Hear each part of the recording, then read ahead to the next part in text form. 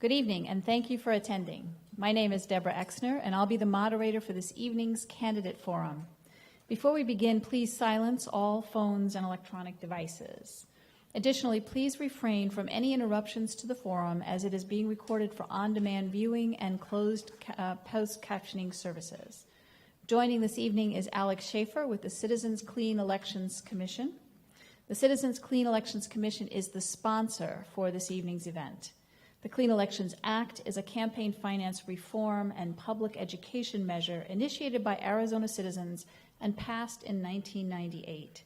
The Citizens Clean Elections Act was created to allow campaigns to be more issue-oriented and less negative. The system provides full funding for qualified candidates who participate voluntarily.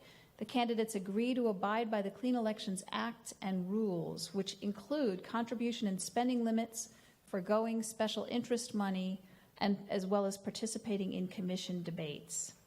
The candidates invited to participate tonight are in contested elections. Candidates in uncontested general elections have not been included in the debate process. For tonight's forum, questions are prepared by Clean Elections based on a voter survey, as well as questions that have been submitted by voters through the Clean Elections smartphone app. However, we encourage live audience questions first. If you have questions, please print them clearly on the note cards given to you when you entered and hold them up. One of our volunteers will pick up the cards and bring them to me. If you need additional cards, please just raise your hand. We screen questions for clarity to eliminate duplication, speeches, or personal attacks on the candidates. The forum is scheduled for 30 minutes, so we may not get to all audience questions, but we will do our best. There is an independent timer who will see that the candidate has her allotted time to answer questions and will tell her when her time is up.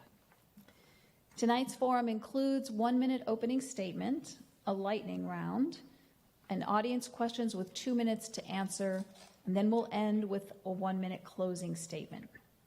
We ask that you remain polite to the candidate and give her a fair and uninterrupted hearing, no matter how strongly you may agree or disagree with anything being said.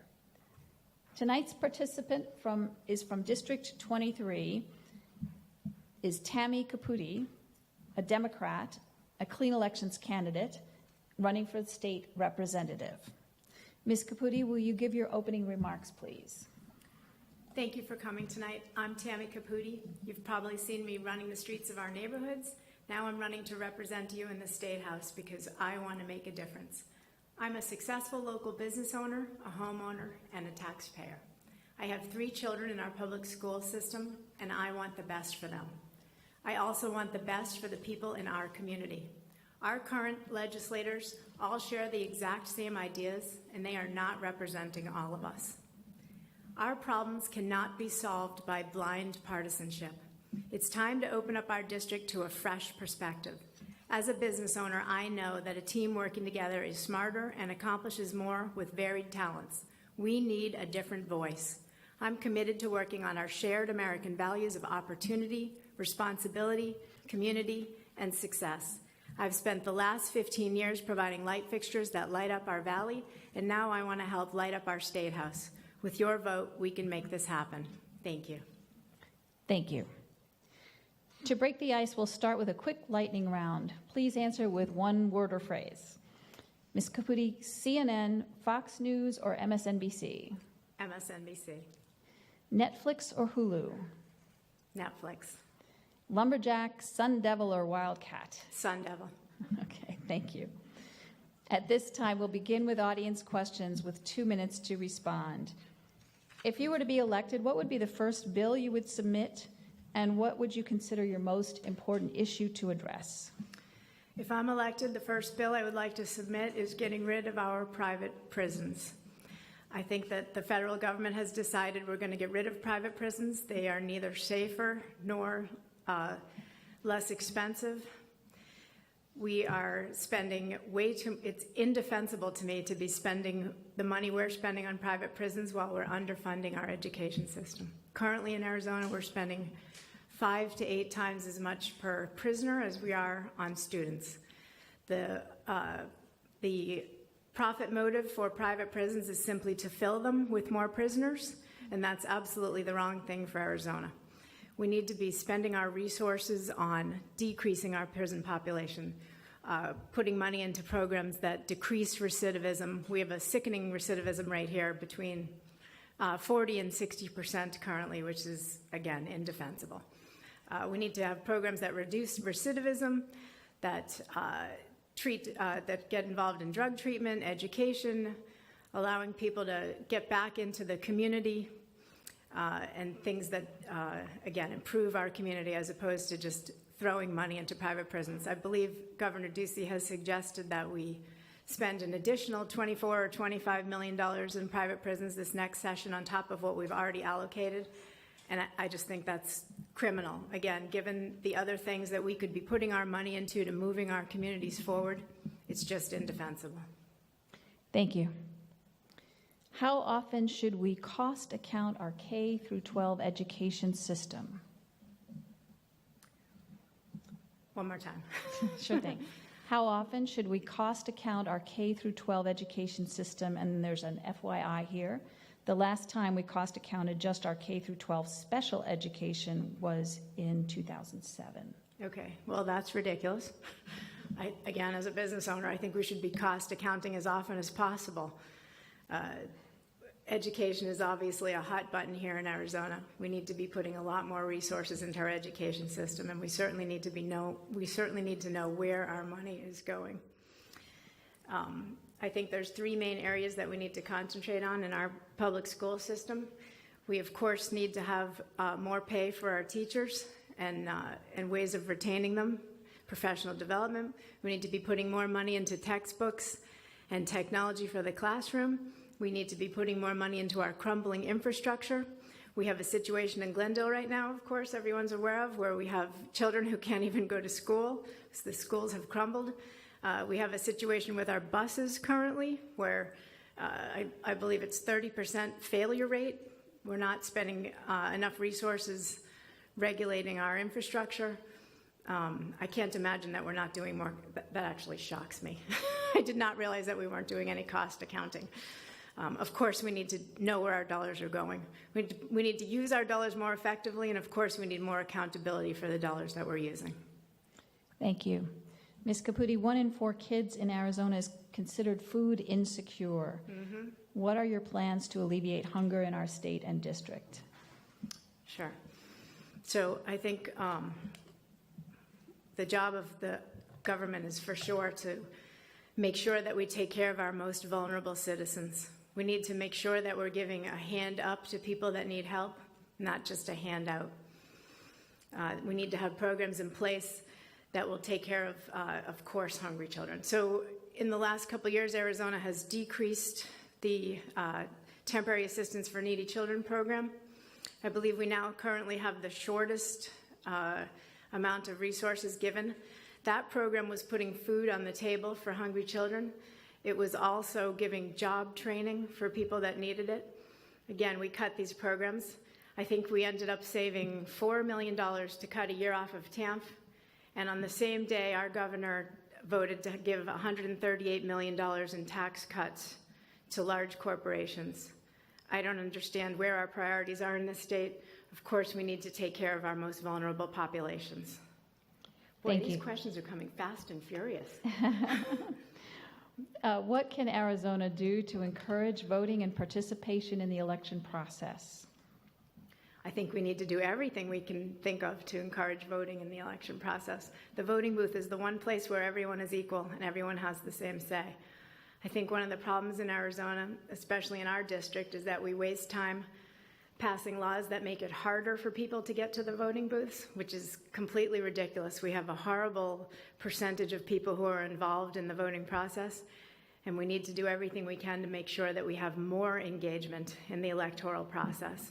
I know Michelle Ugenti likes to brag about her bill that made it a little bit more difficult for people to get their votes in, and we definitely need to have not so much time worrying about keeping people from voting, but doing whatever we can to get more people voting. Thank you. Ms. Caputi, what is your position toward increasing individual states' rights and granting less power to the federal government? One more time. What is your position toward increasing individual states' rights and granting less power to the federal government? So I don't know that that's necessarily the best thing. I think that our Constitution is fairly clear on the division between what the federal government is in charge of and what the states are in charge of. And I think that we need to be very careful about transitioning those powers. In particular, in our state, I know our legislature is very sensitive about being told what to do by the federal government. And then, of course, they turn around and like to tell our municipalities and cities that they can't decide what's best for them. I think there's definitely areas where we need government oversight. Again, if you read the papers, there's some excellent examples just these last couple weeks. We have a large bank that got away with taking advantage of opening up accounts for people that weren't authorized. We have a situation where there's talk about having dangerous levels of chromium-6 in our water. I think that drug companies charging obscene amounts of money for life-saving drugs for people, especially if that's your child. These are areas where we need federal government to step in and make sure that the right thing is done. I think that there are definitely situations where the state has a vested interest, and then there are situations where the federal government is important to stand in. Thank you. Ms. Caputi, what is your position on voters having to provide identification in order to vote in Arizona elections? Sure. I think, of course, we need to be able to prove that we're a citizen in order to vote, and I think that's already part of the plan. I think when most people get to the voting booths, again, I always mail in my vote, so hard to say personally, but you for sure end up on a list where they see that you're a voter. Again, this ties back into almost the exact same answer that I gave on the last question. I think that, yes, we need to make sure that citizens are voting, but we don't want to have situations like we're having in Virginia where people have gone out of their way to find the ways that minorities bring identification to the polls and then sort of try to make it much, much harder for them to get their vote in. We definitely need to increase voter participation. Yes, of course, you need to be a citizen to vote, but we don't need to make it so difficult when you get to the voting booth. Thank you. How do you think Arizona should address public school funding? Wow, that's pretty broad. Okay, so the question could be, there's probably a couple ways, different questions that are incorporated in that one big question. So the first question is, where does the money come from? People seem to be asking that a lot. I think there are so many areas that we can draw the money from. $350 million in tax credits for corporations last year, that's a great start. I think we spent $74 million defending Sheriff Joe from his illegal activities, presumably illegal activities. That's another spot. We've got a couple $1 million in lawsuits that were brought about introducing legislation that was not constitutional. That's another great area. I think that there's more than enough money to fund our education accurately and carefully with the money that's already in existence. Again, to repeat myself, there's 3 areas where I think we need to concentrate on education funding. We need to make sure that we cure this crisis we have in losing teachers to other states because we're not paying them properly and we're not training them properly to stay here. We need to make sure we have technology and textbooks in the classrooms. We need to make sure that we have infrastructure in the classrooms that's clean and safe for kids to learn in. We need to pursue other choice within public education, things like joint technical education departments, I believe, CTEs, places where businesses can partner with our education and create another avenue for post-secondary education. Again, we can have plenty of choice, robust choice within our public schools without having to go outside of it. Thank you. What are your thoughts regarding increasing the state's minimum wage? Yes, I support all legislation that promotes healthy families and small businesses, of course. I'm a business owner myself. I think that it only makes sense to pay a worker a living wage and to allow them to take a sick day for themselves or to care for their family member if they need it. Of course, you're going to have a more productive employee if you treat them like a human being. Also, by giving a person a living wage, they're going to be able to go out into our community, give that money to other businesses, and it's sort of an overreaching example where one thing's going to help the other. You're also going to, by increasing our minimum wage to a living wage, make our state more desirable. People will look at Arizona, they'll see that we take care of our workers appropriately, that we allow them to actually be sick, and it makes us a place where businesses want to open and people want to come to work. I'm going to make one more point. I think that I hear that argument a lot that, oh, well, if you increase the minimum wage, you're going to make it so that small business won't be able to turn a profit. I think that if you have a business, again, as a business owner, that's profits depend on paying your workers less than I pay my babysitter and not allowing them to take a sick day, that probably wasn't the best business plan. That actually scares me a little bit. So, again, as a business owner, pay your employees well. They're gonna make your business more successful. Thank you. Ms. Caputi, is the Affordable Care Act working? No, I don't think it's working yet. I think it was a good start. I think that most people will agree that our healthcare system in this country is broken. I think that there were 4 areas that we really needed to focus on. That was accessibility and affordability for people. It was cost containment, including prescription drugs, as I mentioned. It's risk assessment, especially for the high-risk population, and education, particularly in the area of prevention. I think that the Affordable Care Act, like any new venture, you have to start something, see what works, see what doesn't, make it better, go back to the drawing board, try again. We're just in the very start of it. It actually did help all those 4 points. We moved the needle forward in all of the 4 areas, and it's been a great start. I think we need all hands on deck to continue moving forward. This is a nonpartisan issue, keeping our population healthy. And of course, it's better for everyone if we have a healthy population. Thank you. Ms. Caputi, what is your view of the American dream, and what is the role of government in helping individuals achieve that dream? Wow, I've heard that question before. I think that the American dream is the stereotypical some degree of financial independence, the ability to not have to work paycheck to paycheck, have a home, have a car in the garage, have a little bit of money saved, be able to send your children to school. And I think that the government's position in that is to just make sure that everyone in our society has the opportunity to be successful. We need quality, affordable education. We need a strong economy with less tax burden on families and small businesses. And we need sane, practical voices in our legislature that fights for the freedom of all citizens. I think that, as I said before, we don't need to be giving handouts, but we need to be giving hand-ups. I do think that we need to have programs in place to make sure that we take care of our most vulnerable population, help them get back on their feet, and in a position where they can contribute to our society like the rest of us. Helping those that are less fortunate, of course, helps everyone in our community. Thank you. What is your position toward the expansion of regulations on gun ownership in Arizona? So like most Americans, I believe very strongly in the Second Amendment rights. I actually have a concealed carry license myself.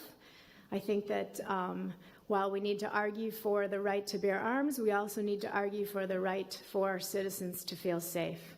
I stand with the majority of Americans who feel that law-abiding citizens should have the right to bear arms to protect their families and to hunt. And I stand with that same majority of Americans who feel that convicted felons, terrorists, troubled youth, domestic violence abusers do not have that same right. I think it is possible to have sensible regulations on dangerous technology. We've certainly done it with other things in this country, and we need to weigh that with a care for the rights of private property, personal responsibility, justice, and freedom. I don't think it's an all or nothing answer. I think there's definitely ways to balance our rights to bear arms with our rights to feel safe in our own country. Thank you. What are your thoughts about renewable energy generation in Arizona? So solar, wind, hydro. Sure. Really important. And our state is perfectly positioned to take advantage of all of those. I mean, we certainly have our share of sunshine, wind, and all of the other requirements. Super important to invest in our infrastructure and in alternate energy methods so that we're not so dependent on oil.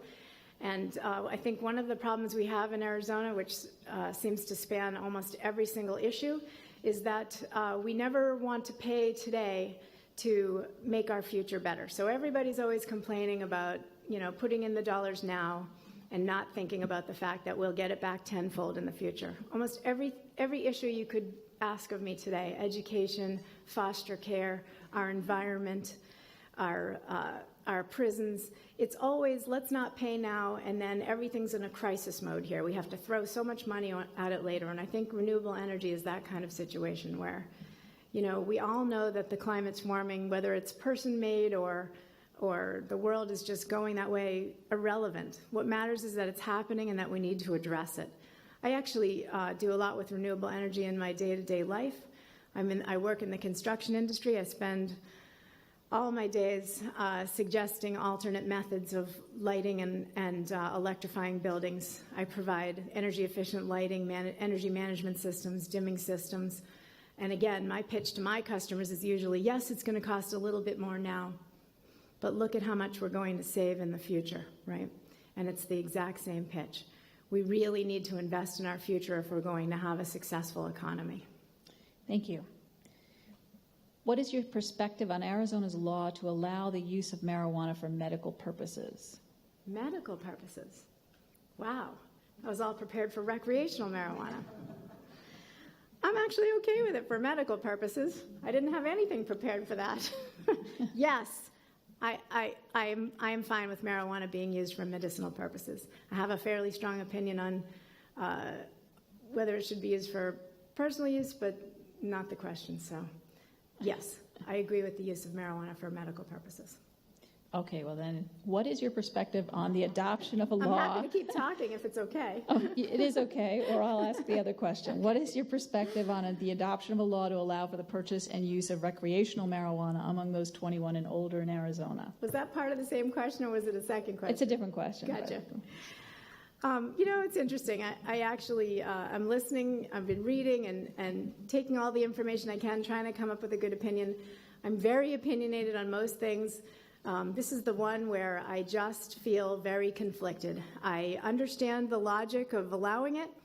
I get the arguments of it making our communities safer because we're going to eliminate the drug dealers. I understand the argument of the product itself being safer because there's going to be regulation on it. I understand the argument that there'll be more tax dollars. I get the argument that you will decriminalize an activity that's arguably no more dangerous than consuming alcohol. But I'm not quite convinced that putting more drugs into our community is going to be the solution for our problems. So I think at the end of the day, I'm going to defer to the voters of LD23. After all, I'm your representative. I will represent the will of the people, and that's how I'm going to leave it. Thank you. What is your position on requiring police officers to wear body cameras? Yeah. I'm okay with police officers wearing body cameras. I think anything that increases transparency is always a good thing. I think part of the distrust right now between minority members of our population and the police is the lack of transparency. And I think anything that increases feelings of trust would be good for our community. I think we're in the middle of a crisis where for a long time our minority population has felt unfairly treated by our police officers. I think Phoenix is doing a fantastic job of gathering people together to have conversations to decrease this distrust. I think we need to do a lot more of that. I don't think body cameras would be the end of the solution, but it certainly would help to alleviate some of the distrust problems along with conversation amongst all the people that are involved. Thank you. Ms. Caputi, what are your thoughts on the United States further restricting immigration? So that's always a fun one. I think that, first of all, comprehensive immigration reform needs to happen at the federal level. I also think that, of course, it's sort of sensible that we want to keep our borders secure and our people safe. I also think that we absolutely need to fix our broken system that breaks apart families and keeps our workers in the shadows. And we need to have a pathway towards citizenship for law-abiding citizens who are here working, caring for their families, and contributing to our contributing to our tax base. I think illegal immigration is a completely separate issue than legal immigration. I don't know if people realize it, but for instance, 15% of our workforce is actually Latino right now. They contributed $1.3 trillion to our economy last year, and Latinos are 60 times more likely to open their own businesses in our country than non-Latinos. I think that idea that we need to just immediately bring up intolerance and hatred and demonize people who are different than us and talk about building walls is just the wrong approach. I think that we can keep our country safe and at the same time stay true to our values of fairness, compassion, and concern for our community. Thank you. Last question. Given the current electoral environment and voters' seeming lack of trust in their elected officials, what actions do you think elected officials can or should take to gain and maintain the voters' trust? I think our elected officials need to actually show up in places where people are and let them, the people that they are representing, hear their voices. I know that the two opponents I'm running against fail to show up anywhere. As you can see, I'm all alone up here tonight. They do not answer questionnaires from the most benign organizations like Scottsdale Parent Council and our newspaper. I think it's imperative that if you're going to represent the people of your district, that you need to be here representing the people of your district, and you need to be out in the community representing the people of your district, talking to the people of your district. I think there is a huge disconnect in our district between what our representatives believe in and what the people actually want from them. I know, again, my two opponents are very interested in draining our public school system of our resources and moving it all over to private schools and private charters. That is not what the people of our district want. I think it's imperative that representatives represent the will of the people, and that's what I'm trying to do. I want to be the voice of the people in our community that are not being heard and not being represented. I want people to not just reflexively vote for an R or a D, but actually take a minute to look at the issues and see which of the candidates are actually representing the life that you want and the things that you want for our district. Thank you. Thank you. Ms. Caputi, will you give your closing statement? I will. As a business owner, homeowner, mother, and taxpayer, I am invested in our community, and I am passionate about having a voice in our State House. I can no longer sit back and watch as our current legislators defund our public schools, discriminate against our citizens, and destroy our quality of life. I want to help build a better Arizona that works for everyone, a place where the government stays out of our personal lives, where parents can choose to send their children to a quality public school, where fiscal responsibility includes investing in our future, and where our legislators actually represent all of us. I'm a practical business owner who speaks clearly and knows how to get things done. I've spent the last 15 years lighting up this valley, and now I want to help light up our State House. Vote for Tammy Caputi, and let's light up the House. Thank you.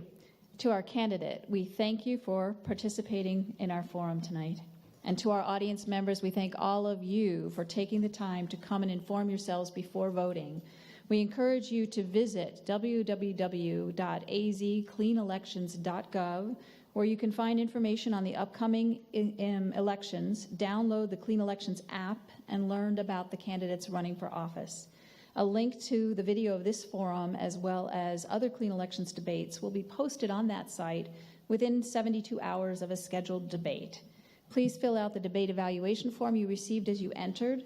Your feedback is important to the Commission and will help improve the debate process in the future. Thank you all for coming tonight, and please feel free to stay and speak directly with the candidate.